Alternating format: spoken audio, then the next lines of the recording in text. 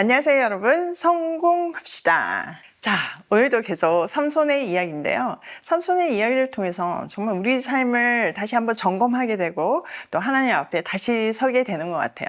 자, 혹시 여러분 깊은 마음 속에서 이런 생각을 해본 적은 없으신가요? 나는 하나님께 특별한 은사를 받았으니까, 그리고 하나님 나를 이렇게 크게 쓰시고 계시니까 이 정도의 타협은 괜찮을 거야. 하나님이 나를 사용하지 않으면 손해시니까 결국 눈 감아주지 않으시겠어? 만약 그런 생각을 한 적이 있다면요, 오늘 삼손의 이야기는 바로 여러분의 이야기입니다. 자, 우리는 지금 사사기 16장을 보고 있잖아요. 이 16장의 삼손의 이야기는 사사시대 전체의 비극을 아주 집약적으로 보여주는 장엄한 피날레예요. 우리는 앞에서 삼손이 나실인이라는 거룩한 정체성과는 정말 어울리지 않는 지극히 개인적인 정욕과 복수심에 이끌려 행동했던 것을 봤어요. 그럼에도 불구하고 하나님은 그의 그 불완전한 행동을 통해서도 블레셋을 치시고 이스라엘을 구원하실 역사를 시작하셨어요. 그런데 이 16장에 이르러서는 삼손의 영적인 하강은 속도를 제어할 수 없을 정도로 추락합니다. 그는 하나님 주신 그 특별한 은사를 그냥 개인적인 용도로 사용해도 된다고 착각했던 것 같아요. 더 나아가서 그 하나님이 주신 은사, 힘이 있으니까 내 맘대로 해도 돼 라는 영적인 교만, 그리고 이전에도 괜찮았으니까 이번에도 괜찮을 거야 라는 치명적인 자신감이 그를 파멸의 길로 이끌었죠.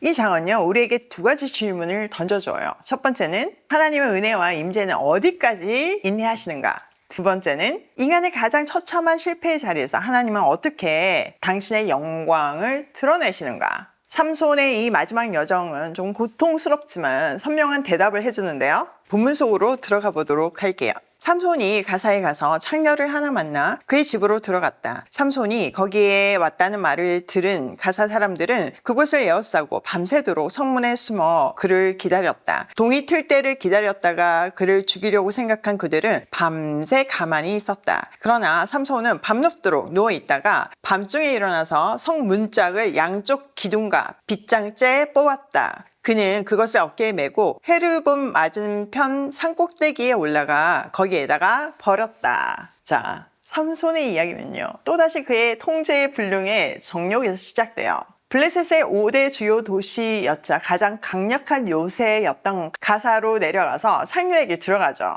이거는 나실인으로 또 이스라엘의 사사라는 신분으로는 절대로 해서는 안 되는 행동이었어요. 근데 그는 이제 자기 힘에 대한 교만과 자만으로 적진의 심장부까지 거리낌 없이 들어가서 자신의 욕망을 채울 만큼 하나님의 능력이 아닌 자신의 힘을 과신하고 있었어요. 자, 블레셋 사람들은요, 그가 왔다는 소식을 듣고 그를 죽이기 위해서 밤새 성문 앞에서 매복을 하죠.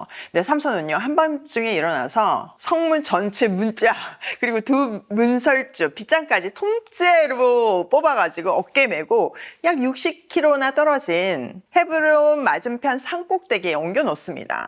이 행동은요, 단순한 힘자랑이 아니었어요. 고도의 상징적인 행동입니다. 고대사회에서 성문은 그 도시의 힘과 권위와 안전을 상징하는 심장이었어요. 근데 가사의 성문을 뽑아버린 것은 블레셋의 자존심을 뿌리째 뽑아버린 엄청난 모욕이었죠. 더 나아가서 그것을 아무데나 버린 것이 아니라 유다 지파의 중심지이자 아브라함과 다윗의 언약의 도시인 헤브론 맞은편으로 가져간 것은 너희 블레셋의 권세가 결국 하나님의 언약 백성 앞에 무릎 꿇게 될 것이라는 선포였어요.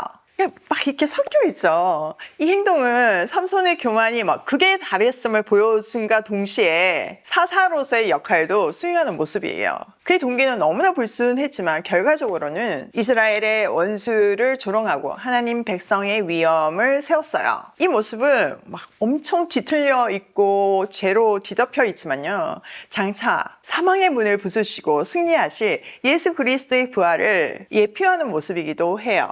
그런데 이 영광스러운 승리 이면에는 죄의 한복판에서 이루어졌다는 어두운 그림자가 드리워져 있죠. 이 사건은 그의 마지막 비극을 향한 불길한 전주곡이었어요. 또 이 장면은 인간은 어쩔 수 없다는 것을 여실하게 보여주면서 메시아를 열렬히 기다리는 메시아 대망사상을 만들게 하죠.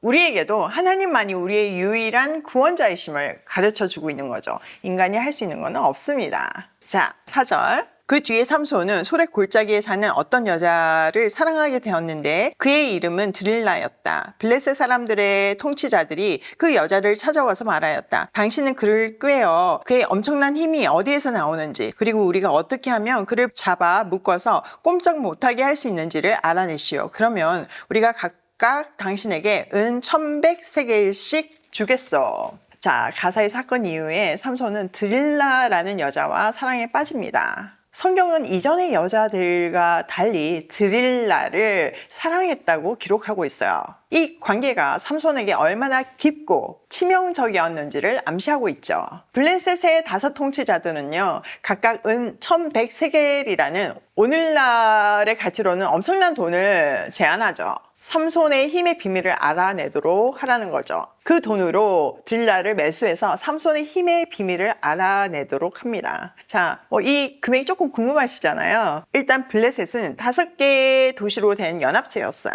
그 도시의 리더가 각각 은 1100세겔씩 준다는 거죠. 이 돈은요, 지금 돈으로 환산을 하면 약 30억 원이 넘는 돈이고요.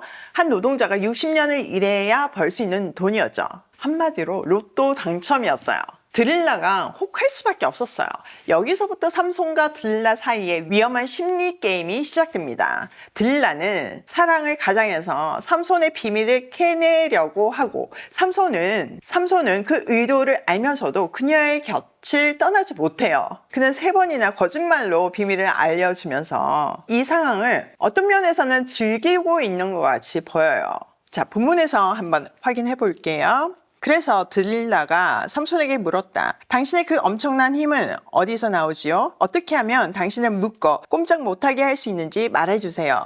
삼손이 그에게 말해주었다. 마르지 않는 푸른 칙 7몇 개로 나를 묶으면 내가 힘이 빠져서 여느 사람처럼 되지. 그리하여 블레셋 사람의 통치자들이 마르지 않는 푸른 칙 7몇 개를 그 여자에게 가져다 주었고, 그 여자는 그것으로 삼손을 묶었다. 미리 옆방에 사람들을 숨겨놓고 있다가 그에게 삼손, 블레셋 사람들이 당신에게 들이닥쳤어요 하고 소리쳤다. 그러나 삼손은 그 밧줄을 불에 탄 삼오라기를 끊듯이 끊어버렸다. 그의 힘의 비밀은 여전히 알려지지 않았다. 그러자, 자, 우선 첫 번째 거짓말은 마르지 않은 푸른 칙 7몇 개로 묶으면 된다고 했어요. 근데 그게 거짓말로 밝혀졌죠. 두 번째 거짓말인데요. 드릴라가 삼손에게 말하였다. 이것 봐요. 당신은 나를 놀렸어요. 거짓말까지 했어요. 무엇으로 당신을 묶어야 꼼짝 못하는지 말해주세요. 삼손이 그에게 말하였다. 한 번도 쓰지 않은 새 밧줄로 나를 꽁꽁 묶으면 내가 힘이 빠져서 여느 사람처럼 되지. 드릴라는 새 밧줄을 가져다가 그것으로 그를 묶었다. 미리 옆방에 사람들을 숨겨놓고 있다가 그에게 삼손, 블레셋 사람들이 당신에게 들이닥쳤어요 하고 소리쳤다. 그러나 삼손은 자기 팔을 묶은 새 밧줄을 시로라기 끊듯이 끊어버렸다. 두 번째 거짓말은 새 밧줄로 묶으면 된다는 건데 금방 거짓말로 드러났죠. 자, 세 번째 거짓말. 그러자 드릴라가 삼손에게 말하였다. 당신은 여전히 나를 놀리고 있어요. 여태까지 당신은 나에게 거짓말만 했어요. 무엇으로 당신을 묶어야 꼼짝 못하는지 말해주세요. 삼손이 그에게 말하였다. 내 머리칼 7가닥을 베어 날씨를 섞어서 싸면 되지. 그 여자는 그것을 말뚝에 꽉 잡아매고 그에게 삼손, 블레셋 사람들이 당신에게 들이닥쳤어요 하고 소리쳤다. 그러자 삼손이 잠에서 깨어나 말뚝과 배틀과 천을 뽑아 올렸다. 자, 세 번째 거짓말은 머리카락 7가닥을 배틀 날씨를 섞어서 짜면 된다고 했는데 이것도 거짓말로 드러났죠.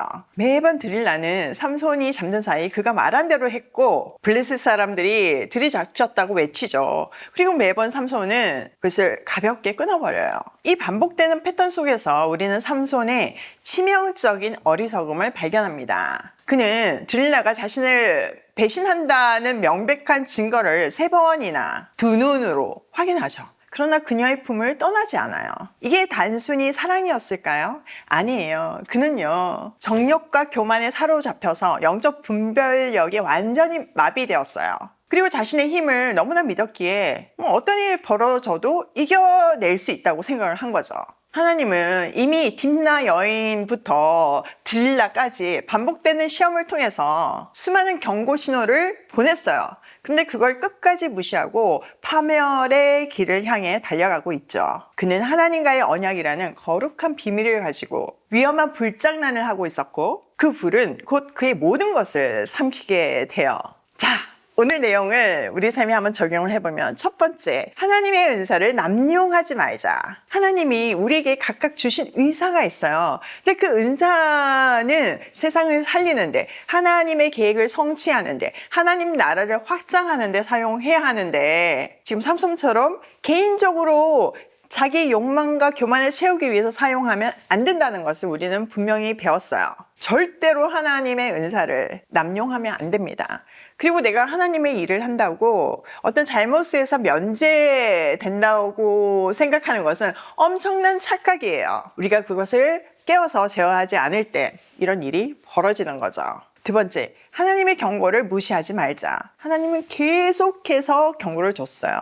근데 삼손은 무시하죠.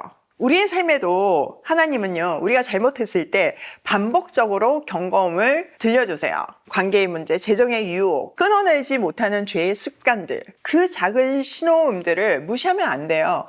저번에도 괜찮았으니까 이번에도 괜찮겠지. 이 교만함이 바로 영적 분별력을 마비시키고 있어요. 하나님의 경고에 깨어서 돌아서는 우리가 됐으면 좋겠습니다. 세 번째, 사랑이라는 이름으로 포장된 중독을 끊어내자. 삼손은 드릴라를 사랑했다고 얘기하지만요, 자기의 어떤 욕망의 구렁텅이에서 벗어나지 못하는 중독의 행위이기도 했어요. 혹시 우리의 삶에도 나는 이거 없이는 못 살아 라고 말하는 하나님보다 더 사랑하는 드릴라가 있지 않는지 확인해 봐야 돼요. 그것이 사람이든지 아니면 물질이든지 명예든지 혹은 숨겨진 죄악이든지, 오늘 이 말씀으로 그 치명적인 중독의 관계를 끊어내고 거룩한 부르심을 회복해야 돼요.